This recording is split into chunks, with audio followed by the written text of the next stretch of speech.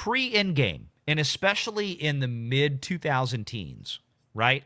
And I'm talking Avengers Age of Ultron, and that era. The friends that I had that were girls, like single girls that were in there at the time, I'd say probably right around 30 years old, mid-20s to 30 years old. They would have fights over who was hotter. Was it Chris Hemsworth or Chris Evans? Mm-hmm. I mean, that was it. There are no women, none, okay, that are having real conversations about who the hot guy is in Marvel right now.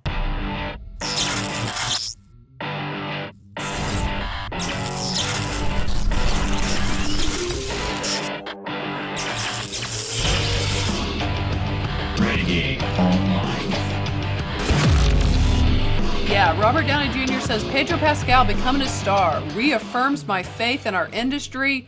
Downey invited Pascal to homework days during Avengers Doomsday filming. Those two pictures of them make me wonder what happened during these homework days. Oh man, I didn't have that mental image until you said that. I didn't even. I'm just look. RDJ to me, he's just never go vegan. Never go vegan. Exactly. He's not just vegan. He's like into crickets. You know, he isn't he the one who bought the cricket protein powder company? Because he's just looks I think so. Awful. Since he went vegan, it's gone downhill. Okay. Oh, sorry. I'm just going to make the joke anyway. Sorry, ladies. Robert Downey Jr. is he was the first guy in line to buy Gwyneth Paltrow's candle. This smells like my vagina. Okay. He strikes me as that kind of guy. Which there was a better version that Jeremy Clarkson did on Clarkson's Farm. And for those of you who know, like, I'm a huge Clarkson's Farm fan. But in season 2, when he answered Gwyneth Paltrow's call and they used the bee wax from his farm in the Amazon show to make a candle, this smells like my bollocks. That was the funnier version of the Gwyneth Paltrow candle. Go watch Clarkson Farm. It's a great one. The new season's out, by the way. It's fabulous. But yeah, Pedro was lauded by several of his co-stars in a new Vanity Fair cover story, most notably by RDJ. And I'm trying to skip down here to his quote. Downey is playing the villain Dr. Doom in the new Avengers movie in a dramatic heel turn from his Marvel tenure as Iron Man. Pascal will be reprising his Fantastic Four character as Reed Richards. I love how they say reprising. The movie hasn't even come out yet. It's like this is really a reprisal. They're writing this article. He has not even been Reed Richards yet officially for another month. But all right. It's Variety. And again, likely there is some there's some cash being passed along from Disney here. But here's the thing. I feel like, and I know everybody kind of brought this in, everybody's kind of running to Pedro's aid right now. And it just can't be an accident. Like I said, it's too much. And we told people when we started this is a sprawling story involving Pedro. Bella Ramsey and his article and RDJ, it's like, this is not an accident. This is how Disney is winding up the gears before they start pumping money, like the real money, into probably, I'm going to guess, that Disney is going to have close to $150 million total P&A marketing campaign for Fantastic Four.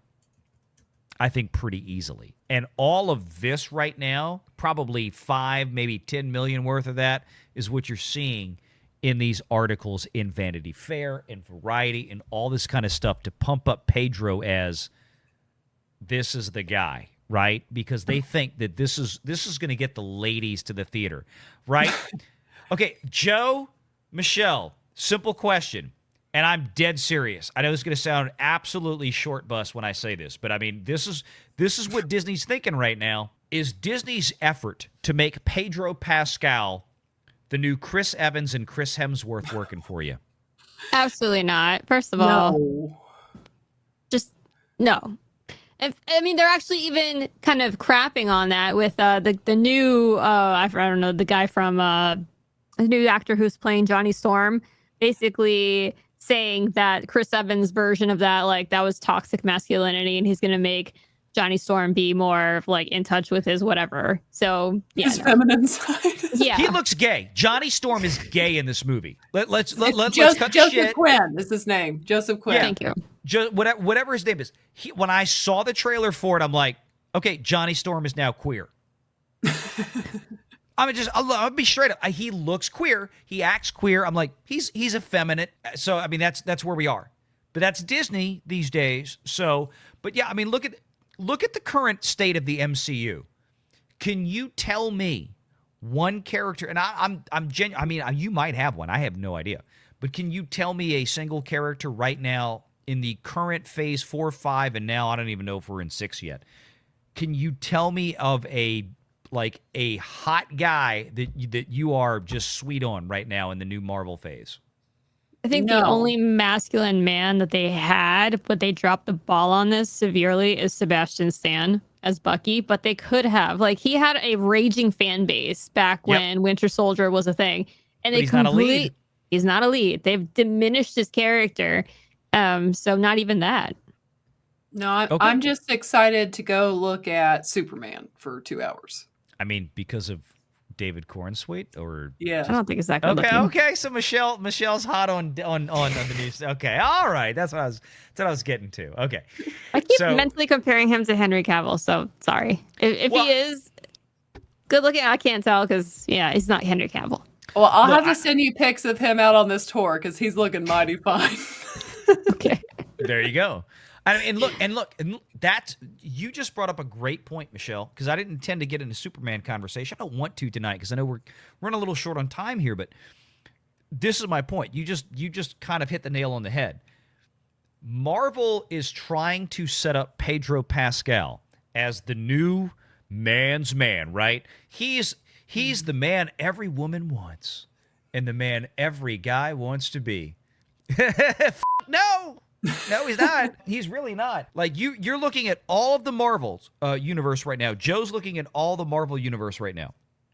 And Sebastian Stan aside, who really isn't, he's not new Marvel, right? He's been around since phase 2, right? Bucky's OG. And my point is, even if they brought back Chris Hemsworth and Chris Evans for cameo, which they probably will, in Secret whatever, in Doom whatever the hell next year, they're still OG Marvel. I'm talking about the new Marvel. I'm talking like Simu Liu, all the gay guys from Eternals, and that's it. The rest of them are all trans. I don't think there's anything else out there. But I mean, the point is that y'all, there's nothing there.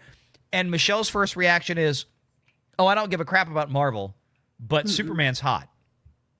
Mm-hmm. That's it. DC has the lock right now. They came up with, let's see, we can cast a real man as Superman. And granted, he's not a Henry Cavill. I think Joe's completely right. Henry Cavill is the standard bearer. I think Henry Cavill absolutely is the benchmark, apart from maybe the original, like Christopher Reeve, Special Place right there. But Henry Cavill was the benchmark for Superman. Everybody's going to be compared to him in the modern age. Marvel has nothing of it. They don't have women talking about any of the hot guys. I can tell. Look, let me tell you what. Pre-Endgame, and especially in the mid-2000 teens, right? And I'm talking Avengers Age of Ultron, and that era. The friends that I had that were girls, like single girls that were in there at the time, I'd say probably right around 30 years old, mid-20s to 30 years old. They would have fights over who was hotter. Was it Chris Hemsworth or Chris Evans? Mm-hmm. I mean, that was it. There are no women, none, okay, that are having real conversations about who the hot guy is in Marvel right now. That's gone. The guys aren't showing up. The girls aren't showing up. And trying to make Pedro Pascal a thing. There's not going to be anyone putting a picture, unless they're gay, of Pedro Pascal in their bedroom. Let's just say that. No. Or in their locker. Yeah, what is this, Michelle? So our leads in Doomsday, I guess, are, and I love Robert Downey Jr. He's a great actor, but vegan Robert Downey Jr. and Zaddy in the closet, Pedro Pascal, compared to me getting to go watch this with a romance in Lois Lane, pretty blue eyes, and a nice bod. I'm picking this all day, every day over Zaddy Pedro. Get it, David. Go low. Go low. How low can he go?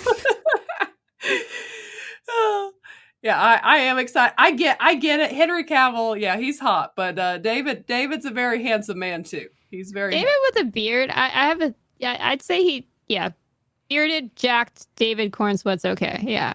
Make sure you're subscribed to Valiant Renegade and join us every Sunday at 6 p.m. Eastern for the live show.